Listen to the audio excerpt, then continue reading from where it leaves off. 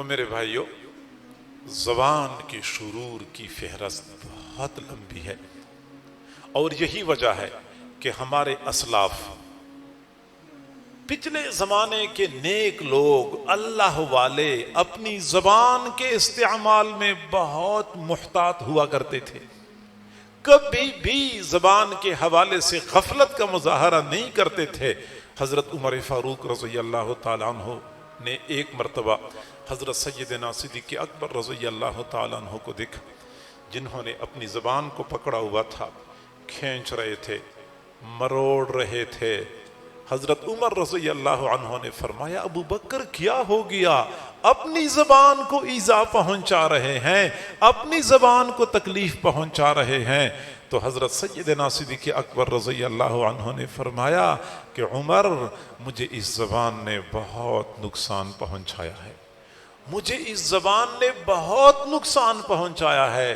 میرے بھائیوں، اگر حضرت ابو بکر صدیق رضی اللہ عنہ جیسی شخصیت بھی اپنی زبان کے استعمال کے بارے میں مطمئن نہیں تھے، فرما رہے تھے مجھے بہت نقصان پہنچایا ہے، ہماری زبانیں تو صبح سے لے کے شام تک بے قابو استعمال ہو رہی ہوتی ہیں، پتہ نہیں ہماری زبانوں نے ہمارے لیے کس قدر ہلاکت اور بربادی کا سامان تیار کیا ہوگا۔ اور یہ ہماری بہت بڑی کمزوری ہے کہ جو لوگ دین سے دور ہوتے ہیں وہ تو زبان کے استعمال میں بے احتیاطی کرتے ہی ہیں۔ وہ لوگ جو ظاہر میں اچھے بھلے دیندار نظر آتے ہیں، 5 وقت نماز تکبیر اولیٰ کے ساتھ پہلی صف میں امام کی پیچھے ادا کرنے کا اہتمام کرتے ہیں، عمرے کی کوشش کرتے ہیں، زکوٰۃ کی ادائیگی اہتمام سے کرتے ہیں، روزے اہتمام سے رکھتے ہیں، تلاوت پابندی سے کرتے ہیں۔ ہمارے گھروں کے اندر بعض خواتین اتنی نیک اعمال میں اتنی آگے ہوتی ہیں کہ بندے کو رشک آ جائے، نیک اعمال کا اہتمام کرنے والے، لیکن زبان کے استعمال میں پھر اتنی بے احتیاطی ہوتی ہے، ابھی نماز سے سلام پھیرا ہی ہوتا ہے کہ زبان پھر چلنا شروع ہو جاتی ہے، ابھی تلاوت کر کے قرآن رکھ چکے ہوتے ہیں کہ زبان پھر اپنی حرکت میں آ جاتی ہے اور اپنا کام شروع کر دیتی ہے۔ اور یہ بات یاد رکھیں کہ جب تک زبان کے حوالے سے ہم احتیاط نہیں کریں گے، ہماری نمازیں، ہماری عبادات نجات کے لیے کافی نہیں ہو سکتی۔ حضور صلی اللہ علیہ وسلم سے کسی نے عرض کیا، اللہ کے نبی، یہاں ایک خاتون ہے جو پوری رات نماز عبادت کرتی ہے، ہر دن روزہ رکھتی ہے، اتنی عبادت گزار ہے، پوری رات عبادت، ہر دن روزہ، بس ایک غلطی ہے کہ وہ اپنی زبان کے استعمال میں بے احتیاطی کرتی ہے، لوگوں کو ایذا اور تکلیف پہنچاتی ہے۔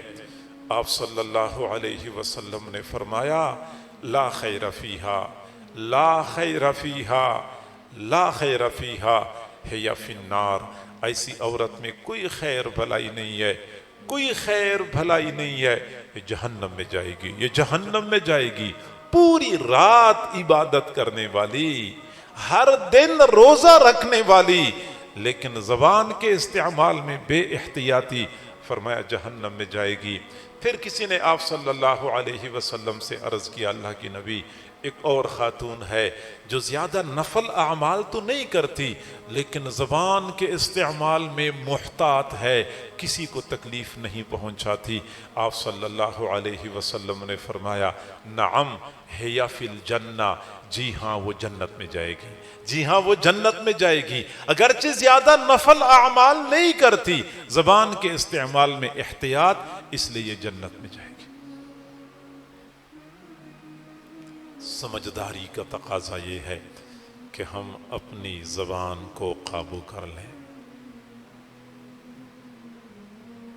اور زبان کا قابو کرنا، زبان کے استعمال میں احتیاط کرنا، اس قدر سعادت والا عمل ہے کہ آپ صلی اللہ علیہ وسلم نے فرمایا کہ جو بندہ مجھے دو اعضاء کے صحیح استعمال کی ضمانت دے دے، میں اس بندے کو جنت کی ضمانت دیتا ہوں۔ یعنی یہ جنت میں جانا اتنا یقینی ہے کہ رسول اللہ فرماتے ہیں میں ضامن ہوں اس بندے کو جنت میں جگہ دلوانے کا۔ جو بندہ دو اعضاء کے صحیح استعمال کی ضمانت دے دے، دو رانوں کے درمیان کی شرمگاہ اور دو جبڑوں کے درمیان کی زبان۔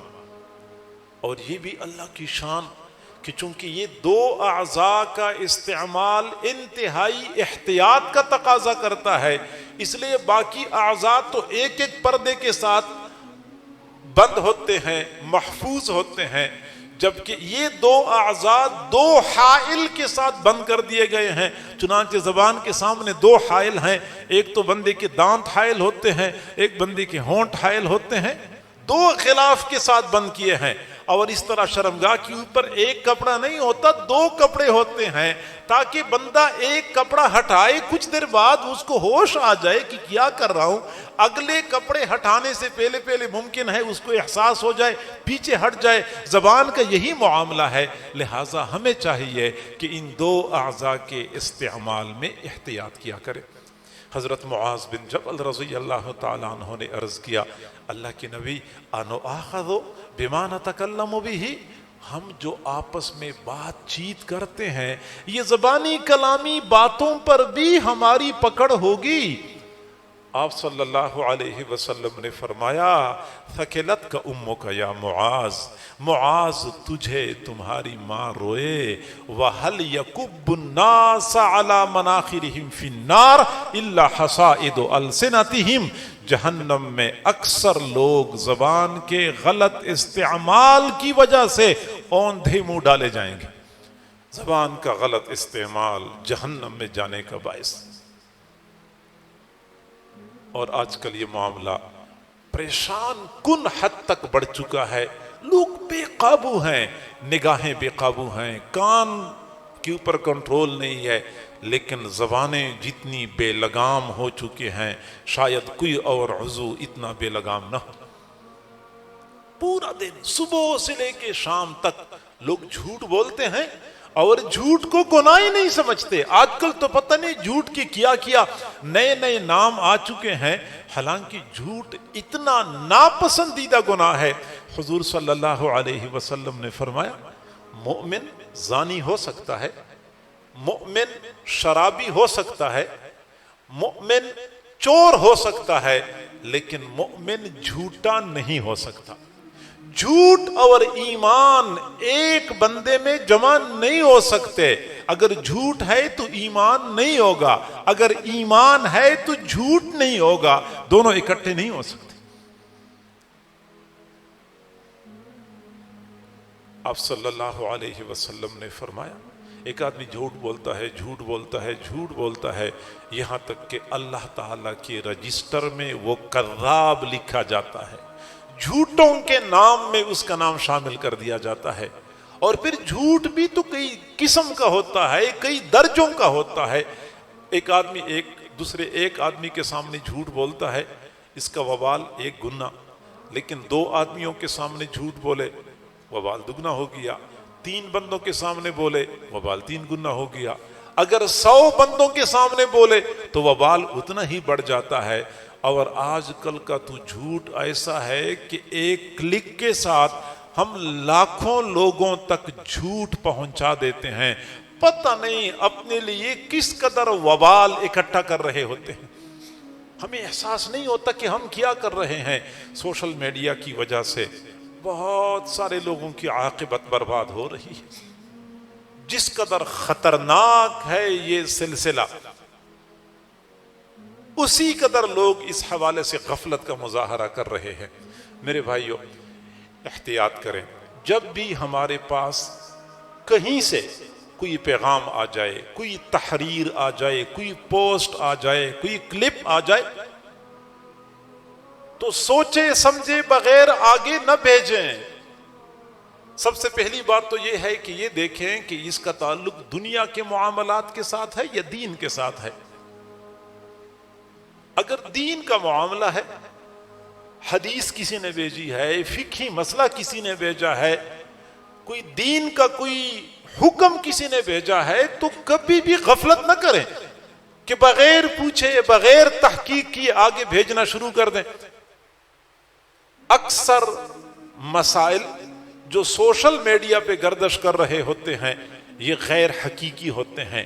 90% حدیثیں جو سوشل میڈیا پہ گردش کر رہی ہوتی ہیں یہ غیر حقیقی ہوتی ہیں، اور ہم آگے بغیر سوچے سمجھے بھیج رہے ہوتے ہیں ثواب کی نیت سے. جب تک علماء سے تحقیق نہ کر لیں کوئی حدیث آگے نہ بھیجیں، آیت کا کوئی ترجمہ آگے نہ بھیجیں جب تک کہ پتہ نہ چلے کہ یہ ترجمہ مستند ہے اور صحیح ہے. شریعت کا کوئی مسئلہ آگے نہ بھیجیں جب تک کہ علماء سے ہم تحقیق نہ کر لیں. اگر دین کی بات ہے زیادہ معاملہ خطرناک ہے، اور اگر دنیا کا معاملہ ہے پھر یہ دیکھیں کہ اس تحریر سے، اس ویڈیو کلپ سے کسی کی عزت کا نقصان تو نہیں ہو رہا، کسی کا دل تو نہیں دکھے گا، کسی کی توہین تو نہیں ہوگی. اگر توہین ہو رہی ہے، کسی کی عزت کا نقصان ہو رہا ہے، بے شک وہ سچی بات کیوں نہ ہو پھر بھی آگے نہ بھیجے. اگرچہ وہ سچ ہوتا ہے، بھائی کئی مرتبہ لوگ کہتے ہیں میں سچی بات کرتا ہوں، میں سچ بول رہا ہوں، وہ سچ جو کسی کے دل دکھانے کا باعث ہو، کسی کی توہین اور تذلیل کا باعث ہو، اس سچ کا آگے فارورڈ کرنا بھی جائز نہیں ہے. اور اگر کسی کی توہین و تذلیل کے لیے نہیں ہے، ویسی کوئی خبر ہے تو پھر بھی تحقیق کرنی چاہیے. اگر سچ ہے تو آگے بھیجے بندہ، اگر سچ نہیں ہے تو نہ بھیجے. یعنی میں نے بتا دیا کہ اگر وہ، دوبارہ میں عرض کروں یہ معاملہ بڑا حساس ہے، اگر تو وہ دین کا معاملہ ہے، کوئی آیت ہے، آیت کا ترجمہ ہے، یا حدیث ہے، یا شریعت کا مسئلہ ہے، یا کسی معاملے کا حکم ہے،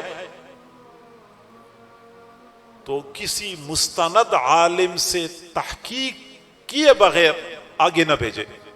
اور اگر کوئی دنیاوی امور کا معاملہ ہے پھر یہ دیکھیں، ہاں وہ تحریر ہے، ہاں وہ کوئی ویڈیو ہے، کوئی کلپ ہے، کوئی کسی کا بیان ہے، پھر یہ دیکھیں کہ اس سے کسی کی توہین تو نہیں ہوگی، کسی کی دل آزاری تو نہیں ہوگی، کسی کی عزت کا نقصان تو نہیں ہوگا. اگر ہے تو بے شک سچ کیوں نہ ہو پھر بھی آگے بھیجنے کی اجازت نہیں ہے. اور اگر کسی کی توہین اور تذلیل اور عزت کا نقصان پر مشتمل نہیں ہے تو پھر دیکھیں کہ سچ ہے یا جھوٹ ہے. اگر سچ ہے تو پھر آگے بھیج سکتے ہیں، اگر وہ جھوٹ ہے تو پھر بھی نہیں بھیج سکتے. اور آج ہمارے جو بڑی کمزوری ہے میرے بھائیوں، میں معذرت کے ساتھ عرض کرتا ہوں، یہ سیاسی اختلافات تو پہلے زمانوں میں بھی ہوا کرتے تھے، دوسری اقوام میں بھی سیاسی اختلافات تو ہوتے ہیں، لیکن جس قدر ہمارے ہاں یہ سلسلہ ناگفتگو ہو چکا ہے، جس قدر ہمارے ہاں یہ سلسلہ گندا ہو چکا ہے، یقین کریں بندے کو ڈر لگتا ہے کہ آگے کیا ہونے والا ہے اس قوم کے ساتھ، اور آگے یہ معاملہ کہاں تک پہنچے گا. آئے روز اس کی گندگی میں اضافہ ہو رہا ہوتا ہے. نہ کوئی کسی کی ماں بہن بیٹی کی عزت کی پرواہ کرتا ہے، نہ کسی کی توہین و تذلیل کا کسی کو احساس ہوتا ہے، نہ جھوٹ کا کسی کو پرواہ ہوتی ہے کہ میں جھوٹی بات نقل کرتا ہوں، نہ کوئی دیندار اور علم اور علماء کی احترام کے تقاضوں کو مد نظر رکھا جاتا ہے.